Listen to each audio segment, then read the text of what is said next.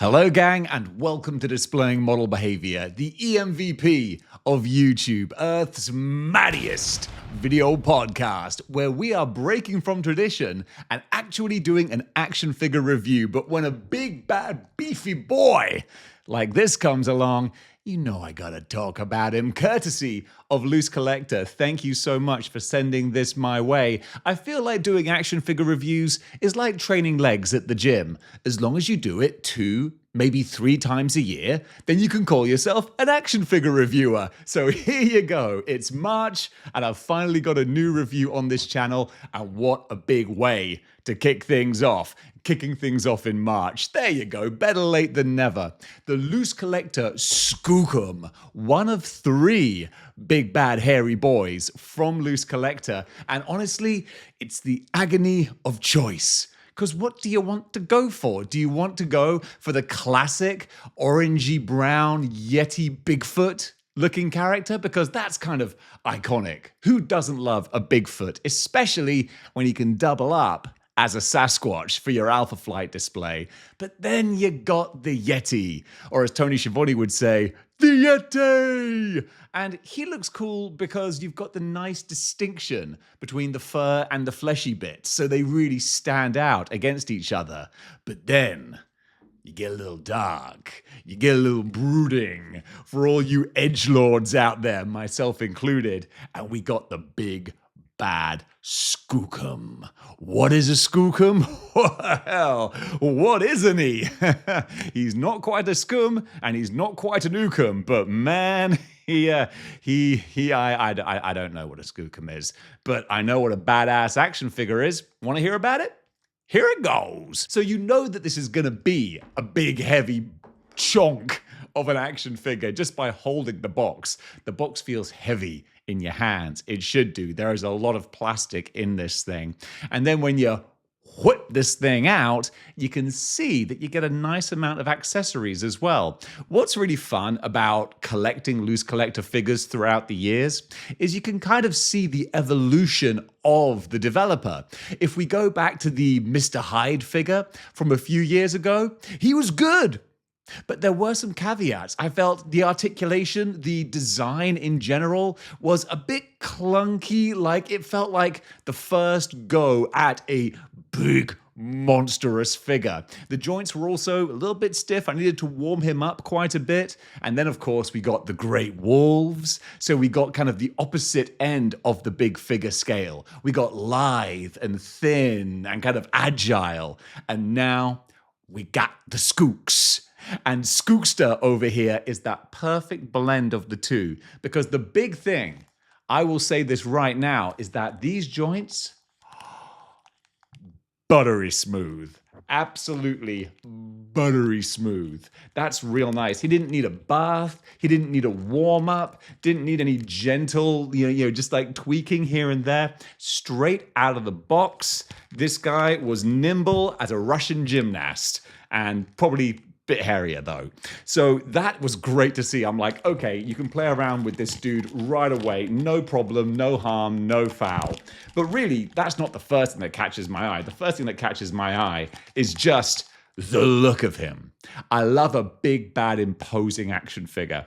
It's kind of what we got here. He, chomp, boom, takes up all the shelf space. You can see some little comparisons that I've done here with the rather humble collection of action figures that I have with me here in Hong Kong at the moment.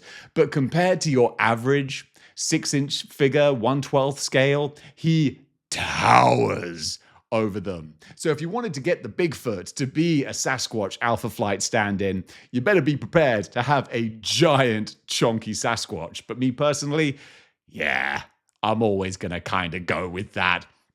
Looking at the aesthetics, the big thing for the head sculpt is, of course, you got 2 of them. That's what I like, because Skookum is not always going to be mad, bad, and dangerous to know. Occasionally, can be a little chill, like all of us. I mean, you know from watching my videos that it might seem as though I live in a constant state of containing the raging beast inside of me that's always just trying to get out. But actually, I have other times where, I'm kind of chill. My softer side. And that's where these 2 head sculpts come in. I feel that they both represent the inner Dave. So, of course, for this review, holding him in my hand here, I'm going to have the rah face, because the rah face is the most fun. And also, if we're going to do a little bit of articulation as we go, of course, you got the full 360 brother on the top, and you got a little bit of an up and down as well, which is kind of nice because he's got so much going on with the neck, with these separate neck pieces, that you would have thought it might be a little bit restrictive, like he's wearing a toy turtleneck. But actually, the backwards and forwards motion is pretty decent. It's okay. It'd be nice if he could look up even more, so you could have him hunched over and looking up like further, but there's just no way of doing that without putting big old cuts in the back of the neck or something like that. He'd look like Renew Your Vow Spider-Man or something, so I wouldn't have gone that route. I'm happy to have what we got here. Besides, he just needs to be a big, imposing kind of dude, and he can look to the left and turn to the right and kind of have a nice sort of striding kind of pose. So that works real nice. I was thinking to myself, would I like an articulated jaw? Would an articulated jaw give him like a bit more oomph? But actually, it would involve, obviously, breaking up all the lovely fur around the side of his face, breaking up those mutton chops, putting a hinge in there. So I think just having the separate head. I mean, also, he's a giant Skookum monster man.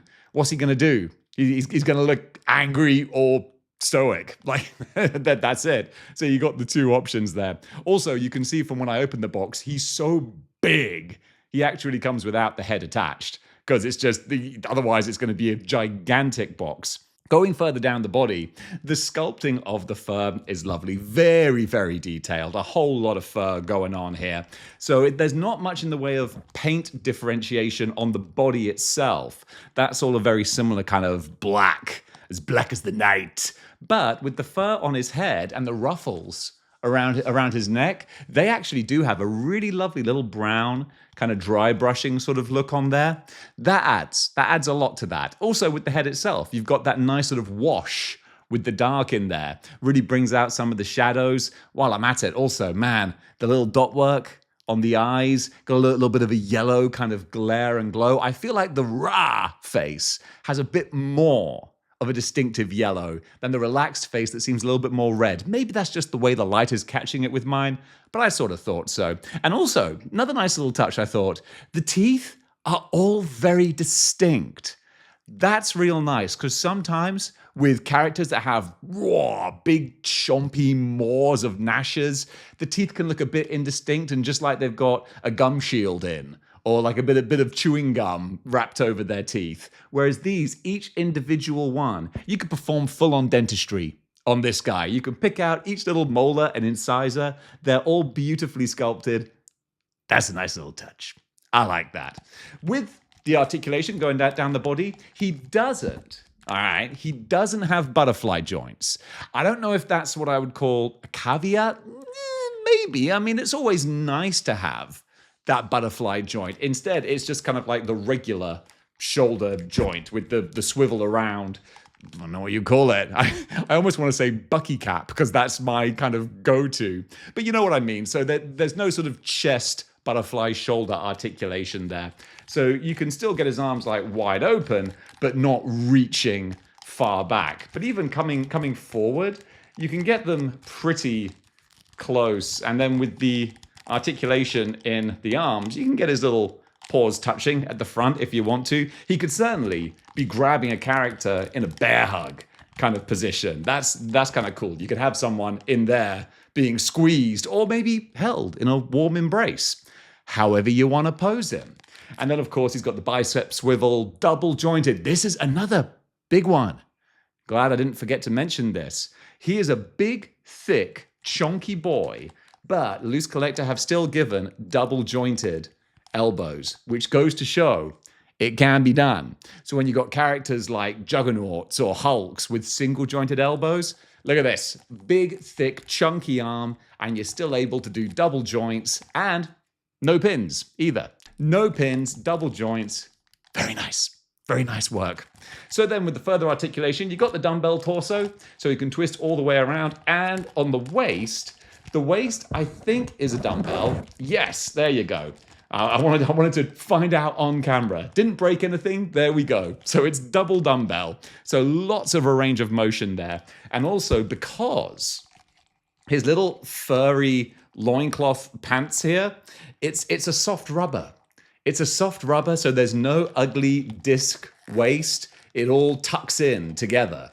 That, once again, that's nice. Because you know me, you know model behavior. I can't be doing with the flat disc waists. Not in the year of our Lord 2026. No more of that, thank you. And just going down to the legs. The legs, like the arms, you've got the thigh swivel, just like a bicep swivel. You've got the double joints as well. No pins, thank you very much. And then also for the hands and the feet, lovely bit of sculpting, all the little cracks, and all the little crevices, all the little blemishes. I mean, he's walking around, goodness only knows where, in his bare feet. He's going to have a few cracks and crevices. Probably need some nice aloe vera on there. But even the nails are all scraggly and maggly. They look nice, they look gnarly.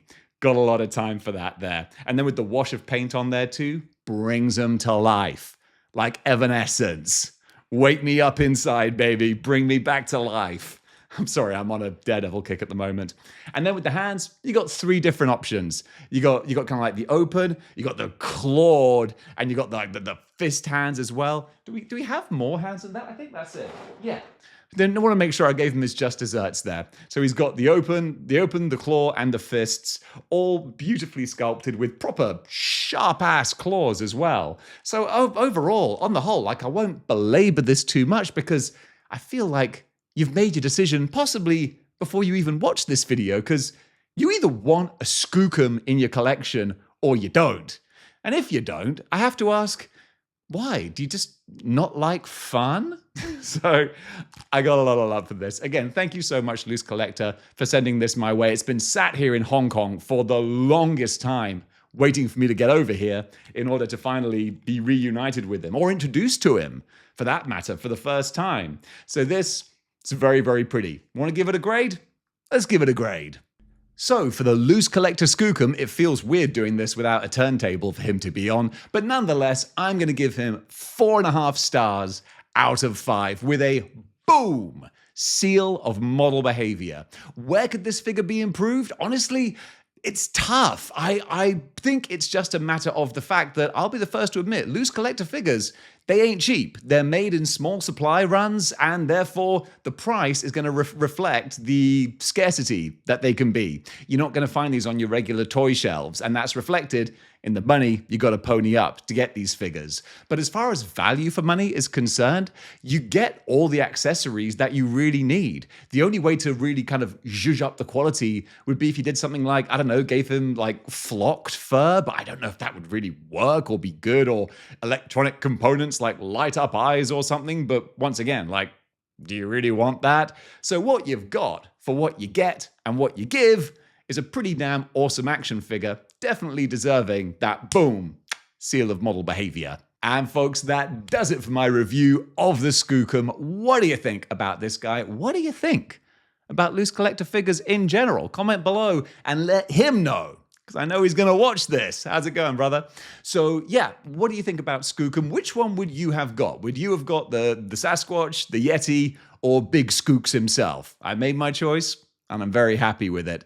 So gang, thank you so much for watching. I'll see you in about 6 months' time for the next toy review. And until then, keep displaying model behavior.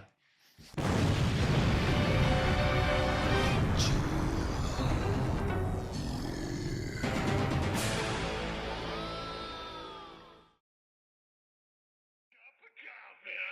of coffee. Big